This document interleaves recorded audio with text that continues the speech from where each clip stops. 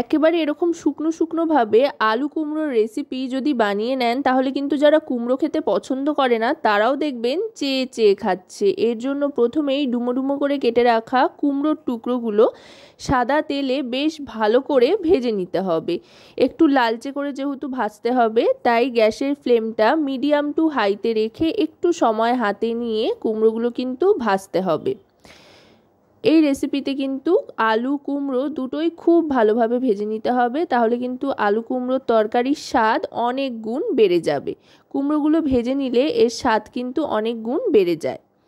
কথায় কথায় মোটামুটি কুমড়োগুলো কিন্তু ভাজা হয়ে গিয়েছে। এবার এটা তুলে নিচ্ছি। দেখুন কুমড়োটা ভাজার পর কিন্তু কড়াইতে একটুও তেল নেই আর কড়াইটা একটু কালো কালো হয়ে গিয়েছে, তাই কড়াইটা একটু পরিষ্কার করে নিয়ে এতে আরও খানিকটা তেল অ্যাড করতে হবে। আরও খানিকটা সাদা তেল অ্যাড করে নিয়ে এবার এতে দিয়ে দেব একই রকমভাবে ডুমো ডুমো করে কেটে রাখা আলুর টুকরোগুলো। আগে কুমড়োটা ওই কারণেই ভেজে নেওয়া। কুমড়োটা আগে ভেজে নেওয়ার পর তারপরে আলুটা দিয়ে দিলাম, দিয়ে এবার আলুটাও ভালো করে ভেজে নেব একটু লালচে রং আসা পর্যন্ত। একই রকমভাবে গ্যাসের ফ্লেমটা মিডিয়াম টু হাইতে রেখে আলুর টুকরোগুলো ভাজতে থাকতে হবে। আমি কিন্তু এখানে আলু কুমড়ো ভাজার সময় কোনো রকমের নুন হলুদের ব্যবহার করছি না, আপনারা চাইলে করতে পারেন, তাহলে পরে রান্নার সময় বুঝে নুনের ব্যবহার করতে হবে। আমি একেবারে পরেই নুনের ব্যবহারটা যেহেতু করব তাই এখানে আর কিছুর ব্যবহার করছি না, শুধু ভালো করে ভেজে নিলাম। এবার আলুটা ভাজা হয়ে যাওয়ার পর ওই তেলেই ফোড়ন হিসেবে দিয়ে দিচ্ছি সাদা জিরে আর তেজপাতা। জিরে তেজপাতা ফোড়ন হিসেবে দেওয়ার পর দিয়ে দেবো এখানে টমেটো আর আদা বাটা। যেহেতু সম্পূর্ণ নিরামিষভাবে তৈরি করছি তাই আদা বাটাটা একটু বেশি পরিমাণে ব্যবহার করেছি। 1 থেকে 1.5 ইঞ্চি পরিমাণে আদা বেটে এখানে দিয়ে দিয়েছি আর এখানে বড় সাইজের 2টো টমেটো বাটা দিয়ে দিয়েছি। এতেই গ্রেভিটা তৈরি হবে আর শুকনো শুকনো যেহেতু তৈরি হবে সেই জন্য টমেটোর একটা ফ্লেভার এতে বেশ ভালো লাগে। এবার দিয়ে দিচ্ছি পরিমাণ মতো নুন। টমেটোর কাঁচা গন্ধটা চলে যাওয়া পর্যন্ত কিন্তু মশলা কষাতে থাকতে হবে। নুনের পর দিয়ে দিচ্ছি 1 টিস্পুন পরিমাণে হলুদ গুঁড়ো। নিরামিষি দিনগুলোতে সাধারণত আমাদের ভাবতে থাকতে হয় কি খাবো, কি তরকারি করলে ভালো হয়। এই তরকারিটা একবার বানিয়ে নেবেন, দেখবেন রুটি লুচি পরোটা ভাত সব কিছুর সাথেই কিন্তু বেশ ভালো লাগছে খেতে। এবার দিয়ে দিলাম রোস্টেড জিরে গুঁড়ো আর দিয়ে দিলাম কাশ্মীরি রেড চিলি পাউডার।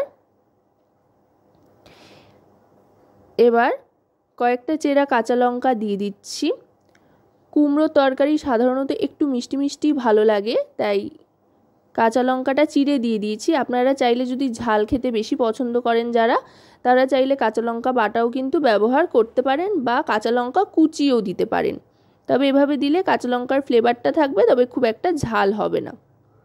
এবার মশলাটা ভালো করে কষিয়ে নেব যতক্ষণ পর্যন্ত না মশলা থেকে তেল ছাড়ছে। এরই মাঝখানে দিয়ে দিচ্ছি খানিকটা ভিজিয়ে রাখা ছোলাটা আগের দিন রাতে যদি চান তো ভিজিয়ে রাখতে পারেন, বা আগের দিন রাতে যদি ভুলে যান বা সময় না হয়ে ওঠে তাহলে রান্না করার মোটামুটি 2 ঘন্টা আগে গরম জলে ভিজিয়ে রাখলেও চলবে।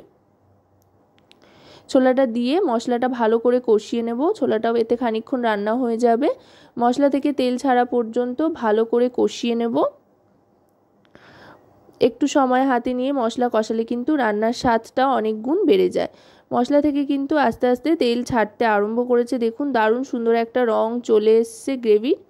এবার দিয়ে দিচ্ছি এতে আগে থাকতে ভেজে রাখা আলু আর কুমড়ো একসাথেই দিয়ে দিলাম। দিয়ে এবার মশলার সাথে ভালো করে মিশিয়ে নিচ্ছি। গ্যাসের ফ্লেমটা কিন্তু এই অবস্থায় মিডিয়াম টু লোতে করে দেবো, যেহেতু একদমই শুকনো শুকনো হয়ে এসছে আর এই রেসিপিটা শুকনো শুকনোই সাধারণত হয়।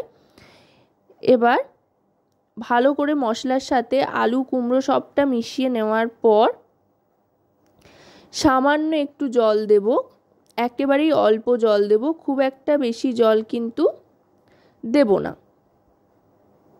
ব্যাস এইটুকুই জল দেব যাতে একেবারে লেগে না ধরে বা পুড়ে না যায়, সেই জন্য জলটা দিয়ে গ্যাসের ফ্লেমটা এবার একেবারে লোতে করে দেব। লোতে করে দিয়ে একটু মিশিয়ে নেব। এই রেসিপিটা কিন্তু মশলা কষানোর পর মোটামুটি লো ফ্লেমেই রান্না করতে হবে, একটু সময় হাতে নিয়ে, এতে করে এর স্বাদটা দুর্দান্ত হয়। এবার ঢাকনা চাপা দিয়ে দিচ্ছি, মোটামুটি 2 মিনিট মতো ঢাকনা চাপা দিয়ে রাখতে হবে। আলু কুমড়ো যেহেতু দুটোই ভালো করে ভেজে নেওয়া রয়েছে, দেখুন আলু কুমড়োর থেকে কিন্তু সামান্য জল ছেড়েছে। এবার এই জলটা টেনে আসা পর্যন্ত আরও খানিকক্ষণ কষিয়ে নেব লো ফ্লেমে।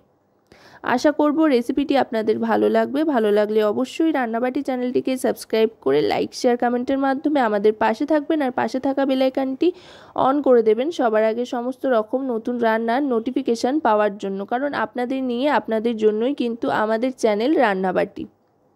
এবার দিয়ে দিচ্ছি পরিমাণ মতো চিনি, যেহেতু নিরামিষি রান্না বেশ একটু মিষ্টি মিষ্টি হলে ভালো লাগে। এবার চিনিটা দিয়ে দেওয়ার পর ভালো করে মিশিয়ে নেব। চিনিটা মিশিয়ে নেওয়ার পর এবার যেটা অবশ্যই দিতে হবে সেটা হলো ঢাকনা চাপা। আপাতত দিয়ে দিলাম, আরও খানিকক্ষণ ঢাকনা চাপা দিয়ে রান্না হওয়ার পর লো ফ্লেমে ঢাকনা সরিয়ে দিয়ে দেব শাহি গরম মশলার গুঁড়ো, যেটা অবশ্যই দিতে হবে 1/2 টিস্পুন পরিমাণে। খুব বেশি দেওয়ার কিন্তু প্রয়োজন নেই, তবে 1/2 টিস্পুন দিলে এর থেকে অসাধারণ একটা গন্ধ ছাড়তে আরম্ভ করবে। শাহি গরম মশলার গুঁড়ো দিয়ে এবার এটা ভালো করে মিশিয়ে নেব। আর দিয়ে দিচ্ছি তার সাথে সামান্য একটু ধনেপাতা কুচি। ধনেপাতা কুচিটা অপশনাল, যদি থাকে তো খুবই ভালো, আর যদি হাতের কাছে না থাকে তাহলে না দিলেও চলবে। তবে শাহি গরম মশলার গুঁড়ো দিলে কিন্তু অসাধারণ একটা ফ্লেভার আসবে, দারুণ গন্ধ ছাড়বে। দেখুন একেবারে কিন্তু শুকনো শুকনো হয়ে গিয়েছে, ঠিক এরকমই একটা টেক্সচার আসা পর্যন্ত কিন্তু ভালো করে রান্না করতে থাকতে হবে। তারপরে 1 মিনিট মতো স্ট্যান্ডিং টাইমে রেখে সার্ভ করে দেব খাওয়ার জন্য।